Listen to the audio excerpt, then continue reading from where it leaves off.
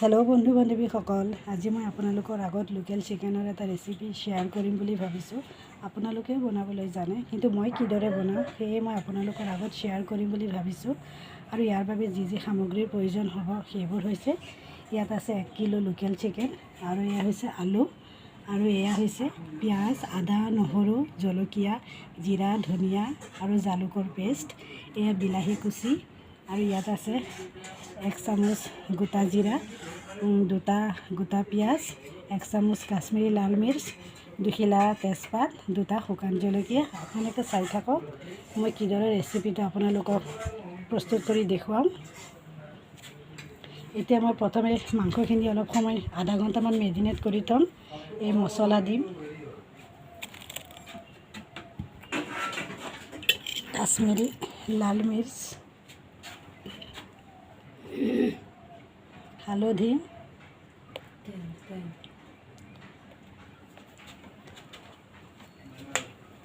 মিঠাতেল, এইখিনি মই এতিয়া আৰু নিমখ দি এইখিনি মই এতিয়া মেৰিনেট কৰি থ'ম আধা ঘণ্টা। এই মোৰ মেৰিনেট হৈ গ'ল।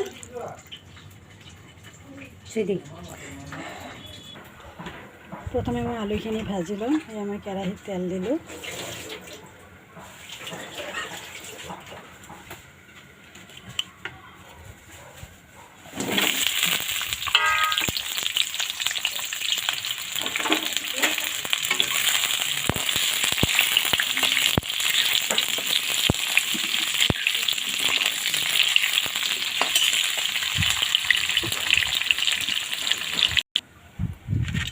এতিয়া মোৰ আলু ভজা হৈ গ'ল। এই তেলতে মই এতিয়া জিৰা দিলোঁ, শুকান জলকীয়া দিলোঁ,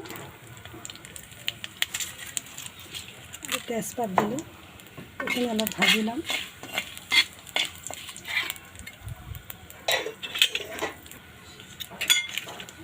পিঁয়াজ দিলোঁ,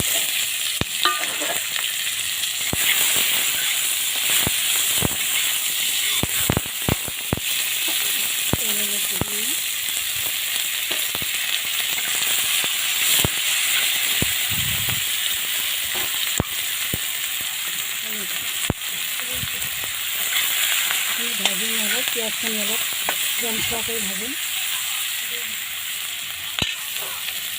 এতিয়া মই মাংসখিনি দি দিম।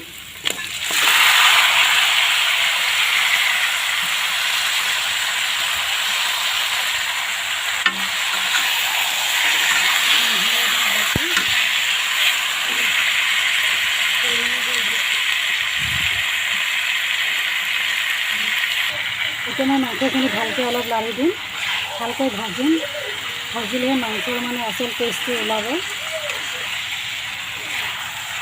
এতিয়া অলপ সময় ঢাকি দিম।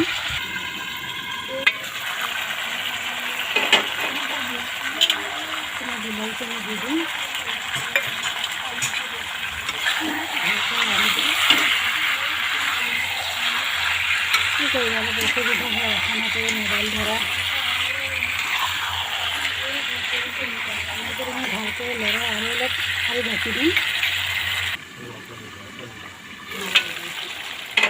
মাংস অলপ ভাজা হৈছে, আমি আলুখিনি দি দিম।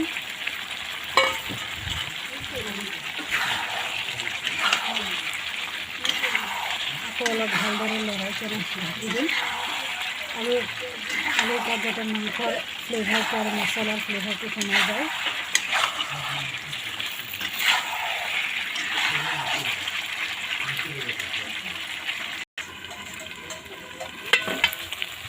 মাংসখিনি ভাজা হৈছে। জলকীয়া কেইটা দি দিলোঁ, চিকেন মছলা, দৈ, এইখিনি দি ভালদৰে মাংসখিনি অলপ ভাজিম। তাৰপিছত পানী দি দিম।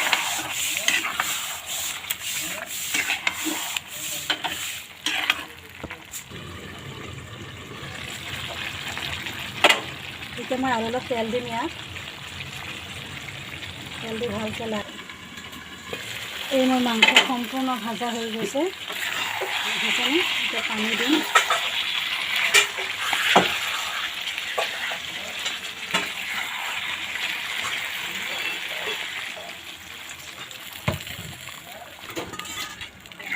ভালদৰে লাৰি কিনে ঢাকি দিম।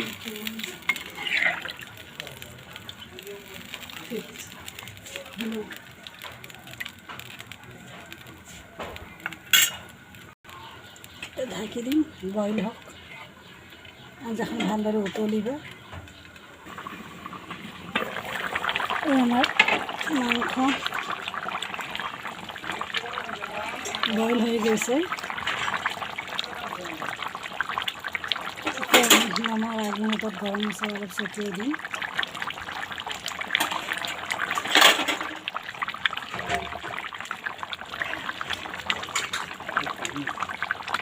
এইদৰে আকৌ 2-3 মিনিট ঢাকি ৰাখিম।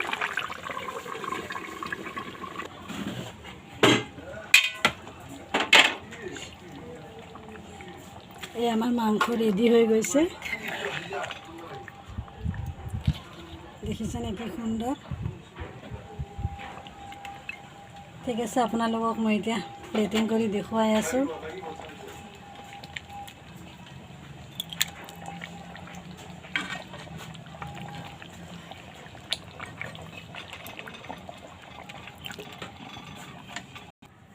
এই দেখিছেনে বন্ধুসকল, এই মাংস আমাৰ আপোনালোকক প্লেটিং কৰি দেখুৱাইছোঁ। দেখাত কি সুন্দৰ হৈছে। এইদৰে আপোনালোকে এদিন বনাই খাই চাব পাৰে, বহুত ভাল লাগিব। ভিডিঅ'টো যদি চাই ভাল লাগিল আপোনালোকে কমেণ্টত জনাব আৰু লগতে লাইক, শ্বেয়াৰ আৰু ছাবস্ক্ৰাইব কৰিব। এইদৰে মই পিছলৈ আৰু নতুন নতুন ৰেচিপি লৈ আহিম। এতিয়ালৈ বাৰু মই ধন্যবাদ দিছোঁ।